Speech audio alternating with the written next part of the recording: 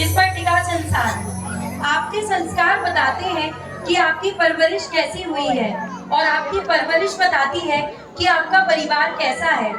माता पिता करते हैं दिन रात बच्चों को संस्कारित, लेकिन विवश करता है सोचने को यह मन, फिर क्यों नहीं मिलता उन्हें एक ही संस्कार में पले बड़े बच्चों से समान परिणाम। चलिए देखते हैं एक ऐसे ही परिवार की कहानी जहां एक बेटी का जन्म हो चुका है और अनुपमा दूसरे बच्चे को जन्म देने वाली है। हे भगवान, अभी तक है ना अस्पताल से ना तो उनको कुछ फोन आओ और ना है ना बहुत चिंता हो रही है हमें। अब हमें फोन लगा लेते तो कुछ लगाने वाले है ना फोन हमें लगा ले। एक तो जब परेशान कर रही है बहुत है, हम फोन लगा ले। देखो अब अपनी को चिंता फोन का क्यों होते कुछ खबर ले हैं वो बतावे, लेकिन फोन ही नहीं उठा रहे। हम का खबर सुने हैं क्या होगा। हमें तो पोता की चाहे राजकुमार के, देखो हमें तो भाई नहीं समझ में आ रहा क्या होगा क्या नहीं होगा। ये जो अलग परेशान कर रही है।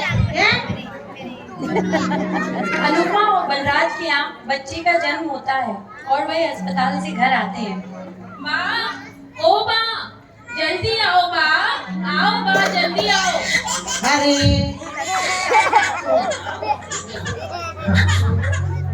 हाँ क्या हुआ कैसे अच्छी है, अपन इसको बहुत अच्छे संस्कार। अरे मोड़िए पैदा कर हो तो बंस कैसे बढ़े बताओ है। वो कहीं छोड़े आती है इनको काम लेके आ गई है। शांति रखो, शांति। अनुपमा बहुत परेशान है, बिल्कुल नहीं पाओ जाता तो दूसरा प्यार करने की नहीं सोचती माँ। को कैसे सहन करूँगी? ये समाज जो मुझे धिक्कारेगा, दे दिया, मैं क्या करूँ? अनुपमा, तुम बिल्कुल भी टेंशन मत लो, अपन माँ को समझाएंगे, तुम बिल्कुल भी टेंशन मत लो। मैं कैसे सहन करूँगी? क्या करूँ? घर में बटा के हाथ रहती है माँ के साथ, पिता की समस्त बाधा हरती है बेटियां। कटु बात बोलने से पूर्व सोचती है खूब, मन में डरती सहमती है बेटियां। बेटे हो उद्दंड भले झुका दे आपका दिल, कष्ट सही भी धैर्य धरती है बेटियां, कष्ट सही भी धैर्य धरती है बेटियां। प्रश्न ये ज्वलनशील सबके लिए है आज, नित्य प्रति कोख में क्यों मरती है बेटियां, नित्य प्रति कोख में क्यों मरती है बेटियां। आप सही कह रही हो, ना तो मैं अपा के तानों से डरूंगी और ना मैं इस समाज की परवाह करूंगी। मैं तो अपनी बेटी का ध्यान बहुत अच्छे से रखूंगी और इसको धार्मिक संस्कार भी दूंगी। हम यही करेंगे। चलो चलते हैं, थोड़ा इसका ध्यान रखते हैं। अनुपमा धीरे धीरे अपने आप को संभालती है और दोनों बेटियां धीरे धीरे बड़ी होने लगती हैं। जहां स्वाति को फैशन और बाहरी दिखावा अच्छा लगता है, वहीं प्रगति बहुत धार्मिक स्वभाव की होती है।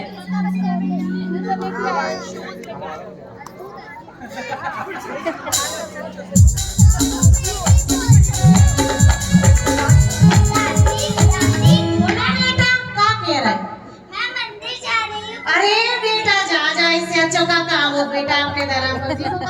जाओ बेटा जाओ।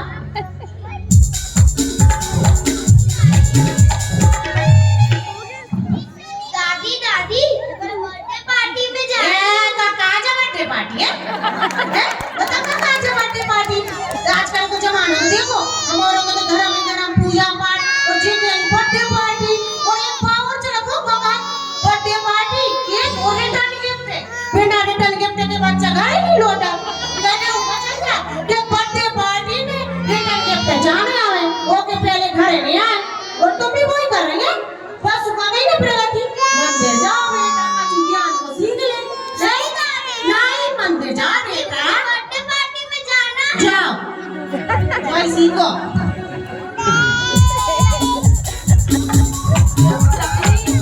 सपने देर सजो मन में लाखों अरमान बसाती है। खुशियों को आंचल में भर के अनुपमा जीवन देने वाली है। अब अनुपमा तीसरे बच्चे को जन्म देने वाली होती है। वह बहुत डरी हुई होती है कि कहीं इस बार भी बेटी ना हो जाए। अरे यार हम तो बहुत चिंतित हो रहे हैं। हमारे बहू के मोड़िए हो रही है। हम तो पंडित जी को फोन लगा के पूछा था कछु जाप मंत्र मिल जाए कछु मोड़ा को। हेलो टिंग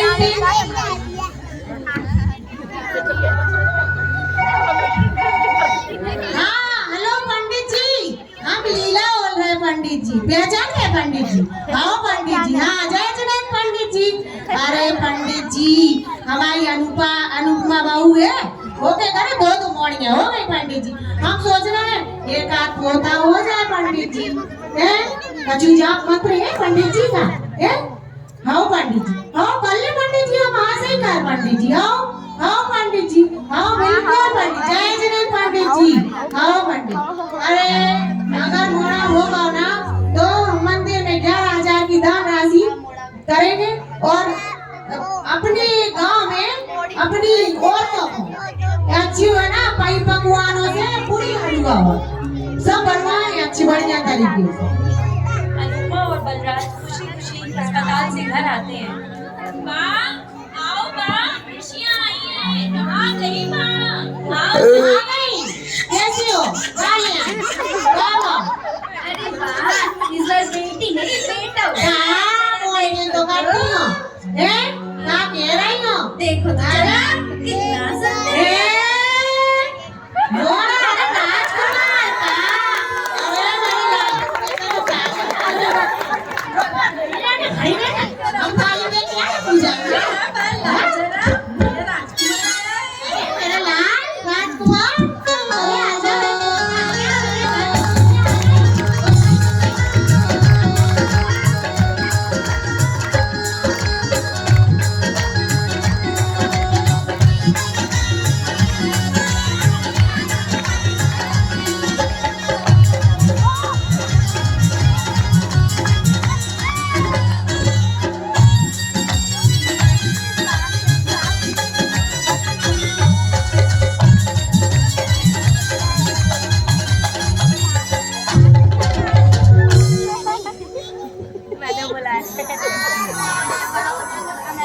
अनुपमा चलो अब अपन आराम करते हैं।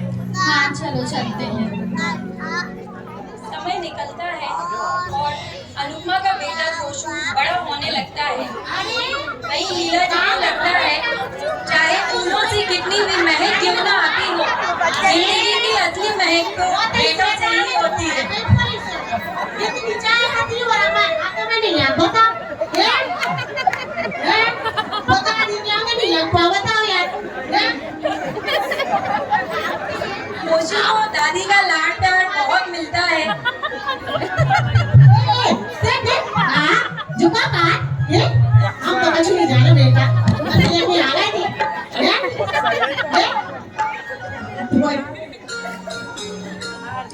काट कैसे चला जा कैसी अरे वाह देखो देखो अरे जा रही उठो उठो उठो जोशु के साथ खेलते खेलते दिन निकल जाते हैं और एक दिन लीला जी को अटैक आता है।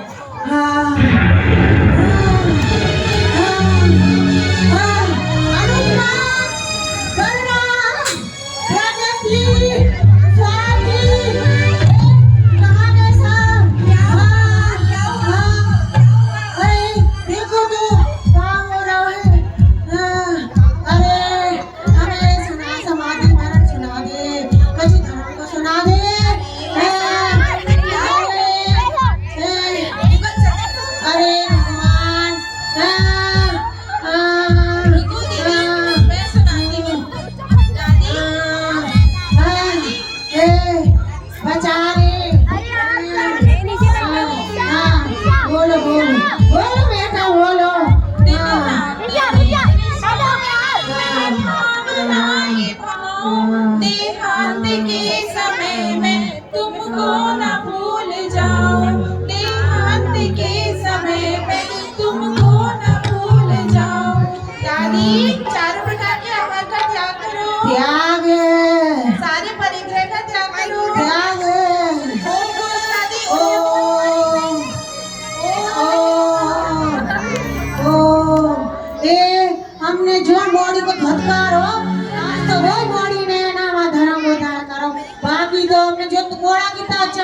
थी।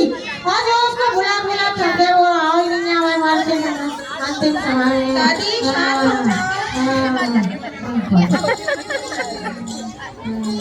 पढ़ते समय लीला जी को अपनी गलती का एहसास होता है और प्रगति लीला जी का समाधि मरण कराती है। कहते हैं ना, संस्कार के बीच बचपन में ही वो देना चाहिए ताकि वे अंकुरित होकर विशाल वृक्ष का आकार ले लें और सबको शीतलता प्रदान करें।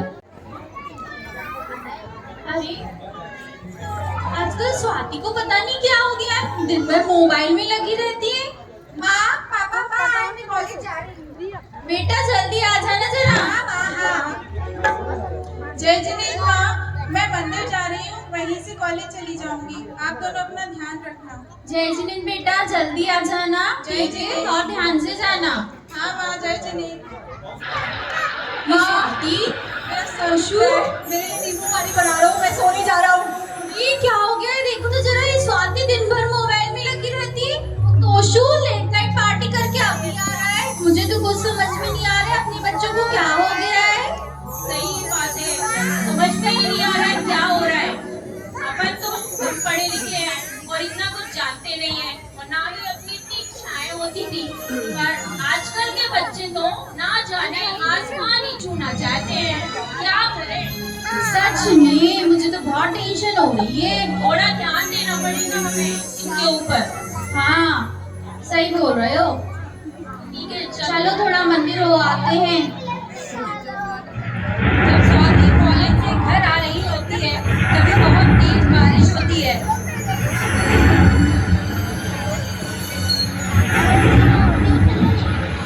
रास्ते में बहुत बारिश हो रही है, क्या मैं तुम्हें घर छोड़ दूँ?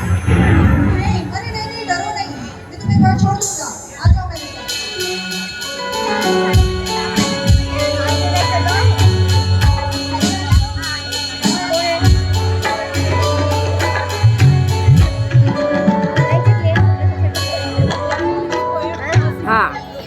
जाना है मुझे।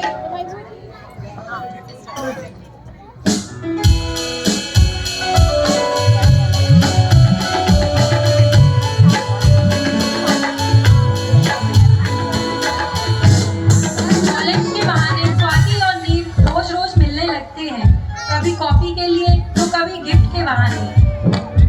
स्वाति ने तुम्हारे लिए कुछ लाया था।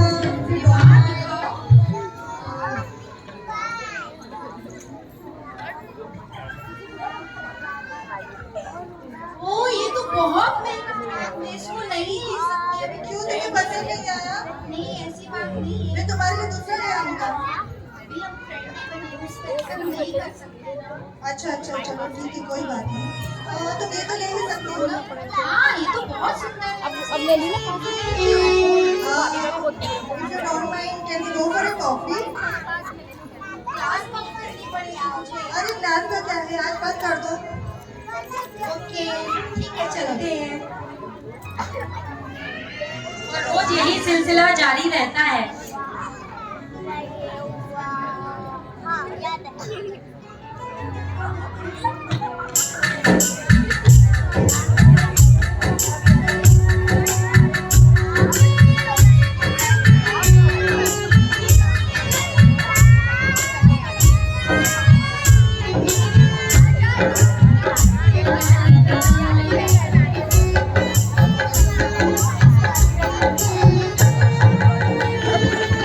स्वाति और नील का मिलना जुलना बढ़ जाता है और नील अपनी मीठी मीठी बातों से स्वाति के मन को जीत लेता है।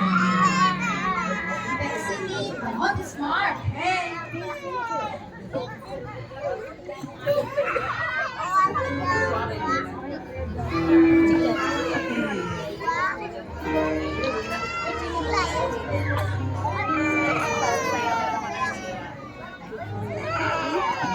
हाय स्वाति, कैसे हो? मैं ठीक हूँ। मुझे आपको कुछ कहना था एक्चुअली।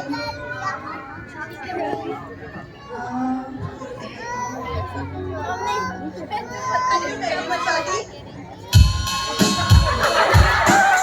स्वाति मन ही मन नील को बहुत पसंद करने लगती है, लेकिन वह तुरंत कुछ कहना ठीक नहीं समझती। नील, क्या मैं तुम्हें कल सोच के बताऊँ?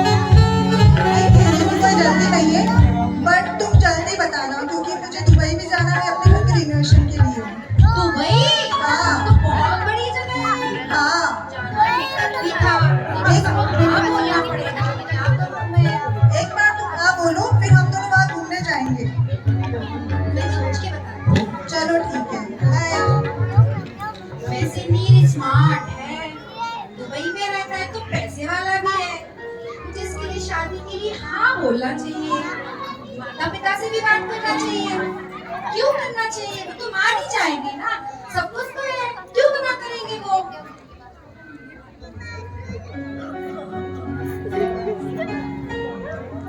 दीदी तो नहीं है। कहाँ हो आप? अरे ये क्या है? ये किसने दिया आपको? चाय। ये तो बहुत सुंदर है। ये कैसे मिला आपको? हाँ, मेकअप करिए तो महंगे गिफ्ट मिलेंगे। माँ, हाँ बेटा प्रगति, क्या हुआ? आपने देखा दीदी को? हाँ, मैंने कल ही तुम्हारे पापा से बोला था कि आजकल पता नहीं स्वाति को क्या हो गया है, वो मुझे तो अभी बिल्कुल समझ नहीं आ रहा है। तू एक बार बात करना स्वाति से, जरा समझ चल क्या रहा है। मैंने बात की थी पर मुझे भी कुछ समझ में नहीं आया। लगता है हमें मिलकर ही बात करनी पड़ेगी। हाँ बेटा, सच में समझना तो पड़ेगा, वरना ऐसा न हो कि गाड़ी हाथ से निकल जाए। चल समझते हैं जरा। एक ही परवरिश के बाद भी पुष्प बिखेरता है सुगंध और कांटे देता है चुभन।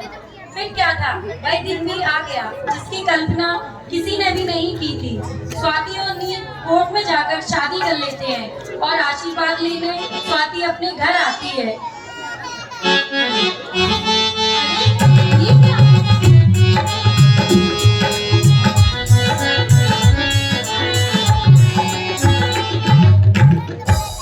अरे ये क्या दीदी, ये क्या हाल बना रखा है आपने? माँ, पापा, जल्दी आओ, देखो ना, जल्दी आओ पापा। क्या हुआ प्रगति, क्या हुआ? देखो ना, दीदी ने क्या हाल बना रखा है? स्वाति, ये सब क्या है? ये नीर है, हम लोगों ने शादी के लिए मंदिर में जाके आपसे आशीर्वाद लेने आई हूँ मैं। ये क्या है स्वाति? इसी दिन के लिए हमने तुम्हें इतने प्यार से पाला पोसा था। चल बंद करिए सब और अंदर आ जा। पापा, अब चिंता मत करिए, ये बहुत पैसे वाला है, दुबई में रहता है, इसके पास सब कुछ है, मुझे बहुत खुश रखेगा। हाँ, आप चिंता मत कीजिए, मैं इसका पूरा ध्यान रखूंगा। स्वाति, यदि तुझे यही करना है तो आज से इस घर के दरवाजे तेरे लिए सदैव के लिए बंद है। पापा ऐसे मत बोलिए, मुझे बहुत खुश रखेगा। स्वाति, क्या तुम्हें पता नहीं है बच्चों का अपने माँ बाप से भला कोई अच्छा सोच सकता है? तुमने क्या किया? क्या किया स्वाति तुमने? स्वाति क्या किया तुमने ये? अनुपमा, अंदर आओ। मुझे जाना नहीं होगा, मुझे तुम्हारे पापा बुला रहे हैं।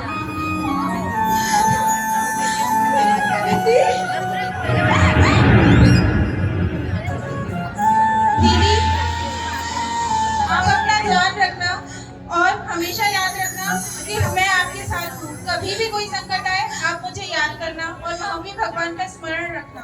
हाँ बहन, मैं रखूंगी। चलो नीर, हम चलते हैं। अनुपमा बलराज स्वाति को घर से निकाल देते हैं और स्वाति और नीर के घर पहुंचते हैं। घर पहुंचकर नीर के तो हाव भाव ही बदल जाते हैं। अरे नीर, तुमने तो बोला था तुम्हारा घर बहुत सुंदर है, ये क्या हाल बना रखा है तुमने अपने घर का? हाँ, क्या हाल रखना? जो है जैसा है ऐसा ही रहेगा। तुम्हें इसी घर में रहना है, रहना हो तो रहो, नहीं तो जाओ। अरे ठीक है नीर, गुस्सा मत करो, मैं मैनेज कर लूंगी ना। बात की ना हुई, मेरी क्या होगी? जा यहाँ से। नीर स्वाति को पीटता है। वो कहते हैं ना, जो घर को छोड़े उन्हें घर जैसी जगह नहीं मिलती। मर्यादा की रेखा से जब पार चलन हो जाता है, पंचवटी में सीता का दर मान हरण हो जाता है। नीर छोड़कर पंछी के बच्चे यूं ही अकुलाते हैं और पेट छोड़ने वाले फल चाकू से काटे जाते हैं। नीर अभी तक नहीं आया, मुझे बहुत भूख लग रही है। इसके घर में तो कोई भी नहीं है। क्या करूं मैं इसका? क्या करूं? हेलो, अस्सलाम वालेकुम अपने जान। हाँ हाँ, निकाह हो गया और बेगम भी आ गई है। हाँ हाँ हाँ हाँ, आप भी जल्दी आइएगा मिलने। ये अम्मी कौन है? तुम किससे बातें कर रहे थे? और नीर, कैसा नीर?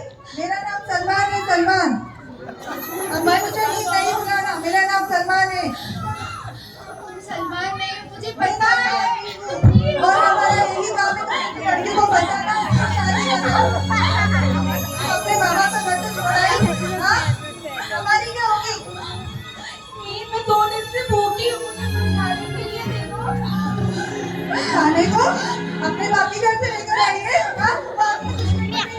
तालियां चल रही हैं। आज तो कुछ नहीं मिल रही। जाओ, पेट भरने के लिए जॉब भी कर सकती हूँ। जॉब? तुम्हें जॉब करने की क्या जरूरत है? हमारे बहुत सारे बिजनेस है। किस वही चीज़ के काम business करके है? अपना पेट भर लेना। किस चीज की बिजनेस है मुझे बताओ ना। हमारा चिकन मटन की दुकान छी, है। क्या बात कर रहे हो तुम? हाँ, चिकन मटन वो हमारे रोज बनता है। अब तुम्हें बनाना भी पड़ेगा और खाना भी पड़ेगा, हमें खिलाना भी पड़ेगा। तुम्हें नहीं पता मैं शुद्ध शाकाहारी लड़की हूँ, मैं इसे बर्दाश्त नहीं करूंगी। और अपने बाबा का घर छोड़ के बस नहीं सोचा है सब तुमने? हाँ? अभी तुम्हें ये खाना पड़ेगा, खाना पड़ेगा। सही कहा है आपने। मैं अपने माँ बाप का घर छोड़ के आई हूँ, मेरी हालत यही होनी चाहिए। वो बापरे एक तासाचं वो बच्चे दुनिया में खुश नसीब होते हैं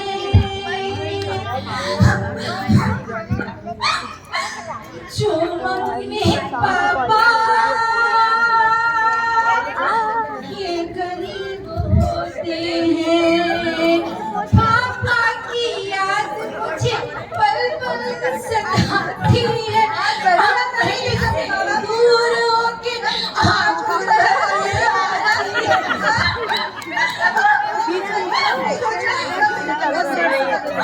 ऐसी जिंदगी करके बीच में अच्छा हट पापी कहीं का, हट यहाँ से। मैं अभी कहाँ फंस गई? माँ पापा ने बोला था उनसे ज्यादा मेरा ख्याल कोई नहीं रख सकता, लेकिन फिर भी मैं चली आई।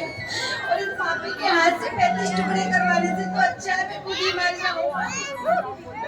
जो बेटी अपने माँ बाप को दुख देती है वो कभी खुशी नहीं रह पाती है। उनके साथ यही होता है जो आज मेरे साथ होता रहा। मेरी बहन ने कहा था मरते टाइम नमस्कार मंत्र का स्मरण करना और मुझे फोन करना।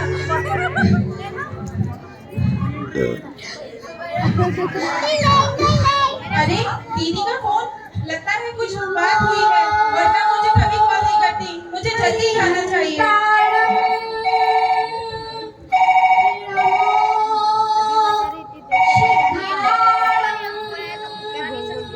दीदी ये क्या हाल बना रखा है आपने? ये क्या कर रही है आप? क्या आप नहीं जानती आत्महत्या करना एक अपराध है? क्या आप नहीं जानती आत्महत्या करना एक अपराध है? इससे हमारा ये भगवान पर नहीं पड़ना। आपने ये कदम क्यों उठाया दीदी? क्या मेरे टुकड़े करना था पापी। इसे तो मैं पुलिस के हवाले करती हूँ। आओ जागो बेटियों, अब जाग भी जाओ तुम। अब तो अपनी निद्रा खोलो, अपनी लाज बचाओ तुम। कहीं धोखे में ना आकर किसी नीड से ना मिल जाओ तुम, और 35 टुकड़े करके फ्रीज में ना पाओ तुम। जागो बेटियों, अब तो जाग भी जाओ तुम।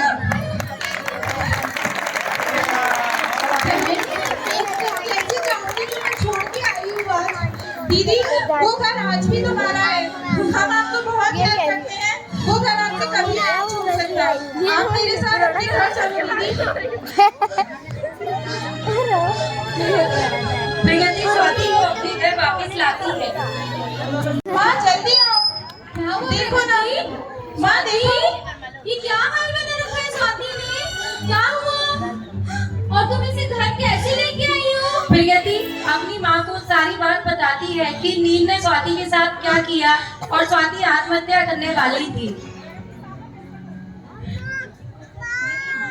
ये आत्महत्या करने वाली थी मम्मा।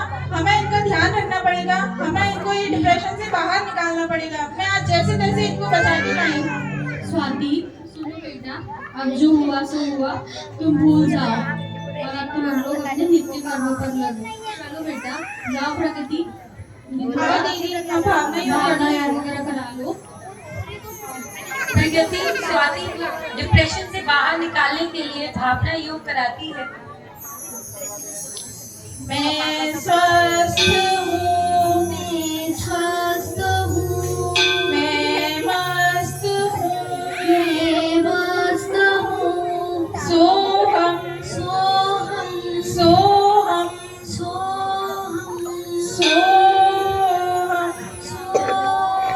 आओ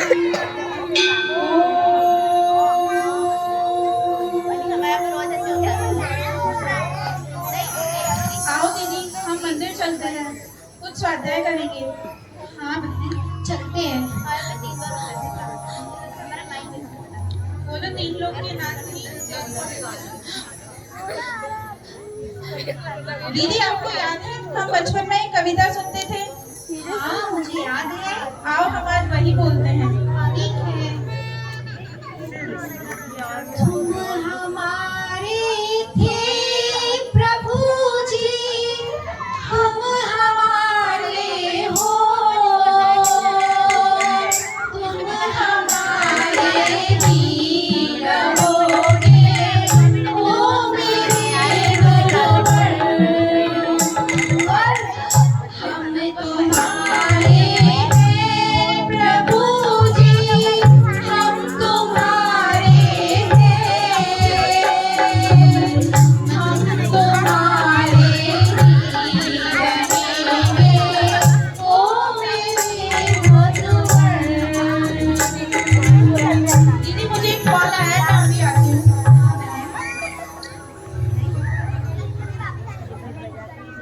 माँ माँ, हाँ बेटा, क्या हुआ?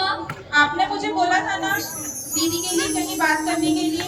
हाँ हाँ, मैंने ही दीदी को कॉल किया था। उन्होंने बोला था कि उनके यहाँ हस्तकर्ता केंद्र का बहुत बड़ा केंद्र खुलने वाला है, अच्छा?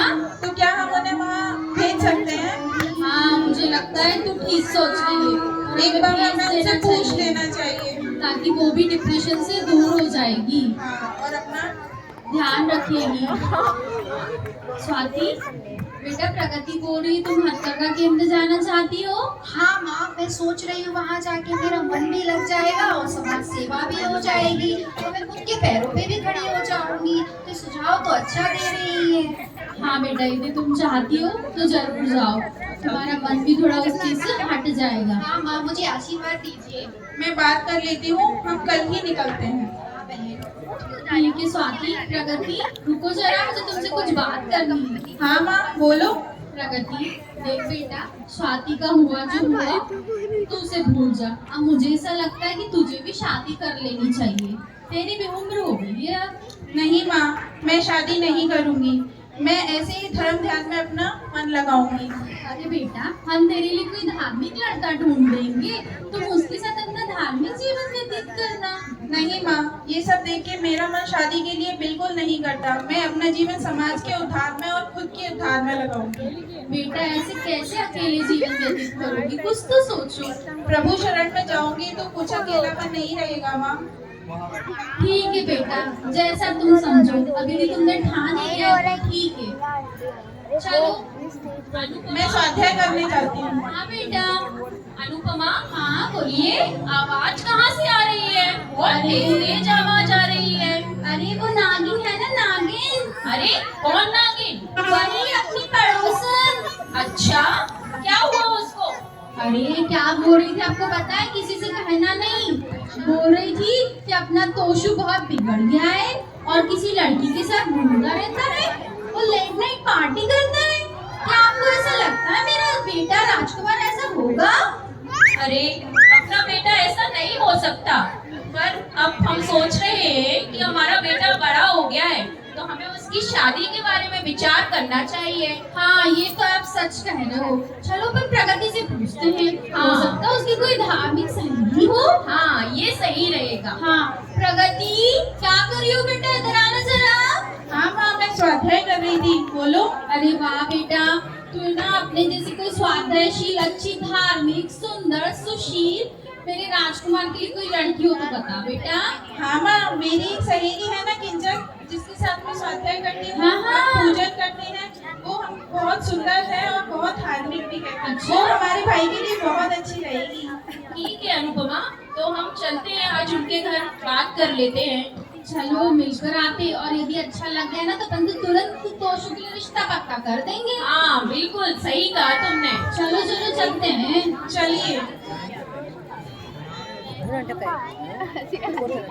तभी सभी लोग, परिवार के सभी लोग किंजल के परिवार से बात करते हैं और तोशु का रिश्ता पक्का कर देते हैं। किंजल एक धार्मिक स्वभाव की लड़की होती है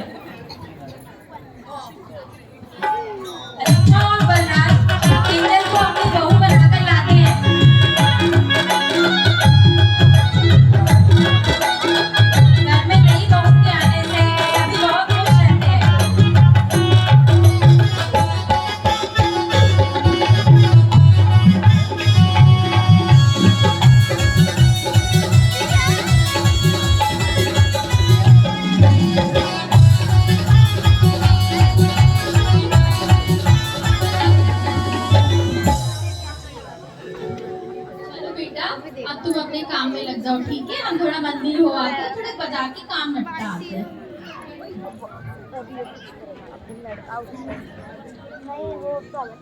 बचपन से लाड़ प्यार में बड़ा हुआ तोशु किंजल के साथ अच्छा व्यवहार नहीं करता। अत्यधिक लाड़ प्यार और पढ़ाई ना करने के कारण उसे कोई काम नहीं मिलता और घर पर रहकर दिन रात पीता रहता है। लेकिन वही किंजल पूरा घर संभालती है, सबकी सेवा करती है और भगवान की भक्ति में लीन रहती है। फिर एक दिन अपने दुखों से तंग आकर वह प्रगति से बात करती है।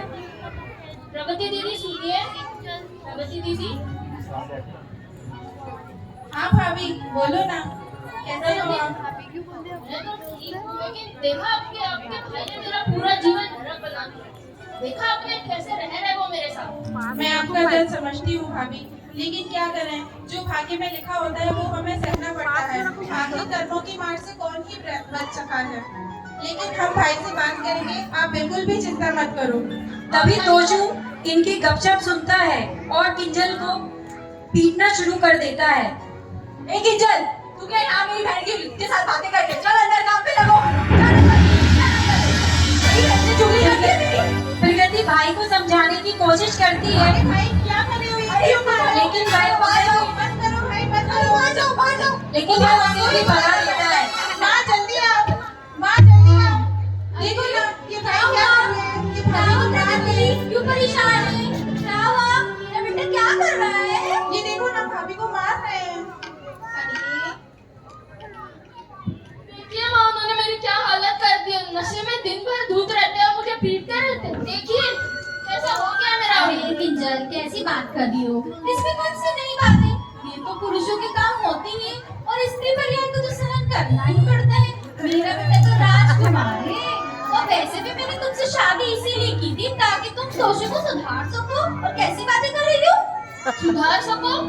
मैं कोई मशीन हूँ जो आपके ऐसे बिगड़े हुए राजकुमार को सुधार सकूं? एक तो उन्होंने पूरा जीवन मेरा पहले वैसे ही नरक बना दिया है। ना मैं कुछ शांति से रह पा रही हूँ, ना जी पा रही हूँ।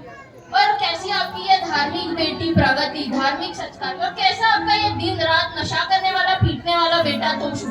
आप बताइए मैं क्या करूँ? अरे बेटा तू समझा उसे। प्रगति ने कैसे संभाला था, तू भी समझ जाएगा। माँ, तोशु मुझे क्या हो गया? एक दिन तोशु की तबीयत बहुत खराब होने लगती है। तोशु को क्या हो गया? प्रगति डॉक्टर को मैं डॉक्टर को कॉल करती हूँ। हेलो डॉक्टर, जल्दी आ जाइए, भाई को कुछ हो गया है। जल्दी आइए।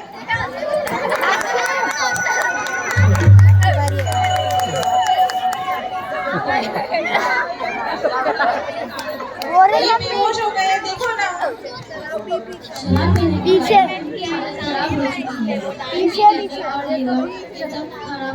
डॉक्टर साहब कुछ करिए मेरे बेटे का, कुछ करिए। जितने भी पैसे लगे मैं सब देने तैयार हूँ। आप मेरे बेटे को बचा लीजिए डॉक्टर साहब। अब बस एक ही चीज हो सकती है, आप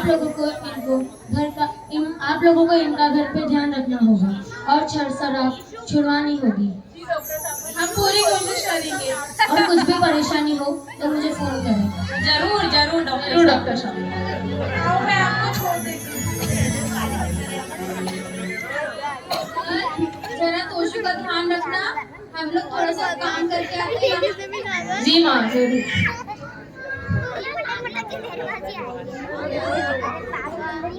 किंजल अपने पति तोशु की खूब सेवा करती है और उसे दवाई देना, खाना देना, दिन रात उसी की सेवा में लगी रहती है। ये दवाई मैं आपके लिए मंदिर जाकर गंगोदक लेकर आती हूँ, जिसकी वजह से आपका ठीक लगने लगा। किंजल तोशु को धर्म के बारे में बताती है और पूजा भक्ति करके रोज गंदोदक लगाती है। पीछे ये तो मैना सुंदरी का नाटक हुआ। गंदोदक लगाने से ठीक हो गया प्रेशर। धीरे धीरे किंजल के प्रयासों से तोशु की खराब आदतें छूटने लगती हैं और अब तोशु धीरे धीरे ठीक होने लगता है। वह किंजल को बोलता है, माँ देखिए, ये उठ रहे हैं, चलने लगे हैं। अरे किंजल, तुमने मेरी बहुत सेवा की और मैंने तुम्हें हमेशा परेशान किया। अब मैं बिल्कुल नहीं पीऊंगा। मैं सिर्फ घर में ध्यान लगाऊंगी और तुम भी सिर्फ घर में ध्यान लगाना और हम खुशी खुशी रहेंगे। जी, हम दोनों मिलकर बिल्कुल धर्म ध्यान करेंगे और खुशी खुशी अपना जीवन व्यतीत करेंगे। अरे वाह किंजल, तूने तो मेरी तोशु को ठीक कर दिया। जाओ आप दोनों जरा मंदिर हो आओ। जी माँ। जा बेटा। सच्ची में यह धार्मिक संस्कारों का ही खेल है। जहाँ आज प्रगति ने स्वाति को संभाला, वहीं किंजल ने तोशु की गति सुधार दी। सच में आपने देखा ना, सब कुछ संस्कारों का ही खेल है, ना कि बेटा और बेटी। यदि संस्कार अच्छे हों तो माटी भी सोना हो जाती है। जय जय। लव जिहाद और संस्कारों का महत्व। छोटी सी नाटिका। कहते हैं संस्कारों की डोर को ना तोड़ना तुम कभी, संस्कारों को ना भूलना तुम कभी। इसी से मनुष्य मनुष्य कहलाता है और जीवन में आगे बढ़ता है। संस्कारों से ही घर देश समाज में बदलाव होता है और इस कलयुग में व्यक्ति महान होता है। आइए आप सबको संस्कारों का महत्व लव जिहाद नाटक के पात्रों से मिलवाते हैं। सूत्रधार प्रिया जैन, अनुपमा टीना भाभी, बलराज नेहा भाभी, प्रगति भाभी, स्वाति अनामिका भाभी, तोशु प्रिया भाभी, किंजल श्रद्धा और नील सपना भाभी और डॉक्टर अनय जैन। भूल गए अभी जजमेंट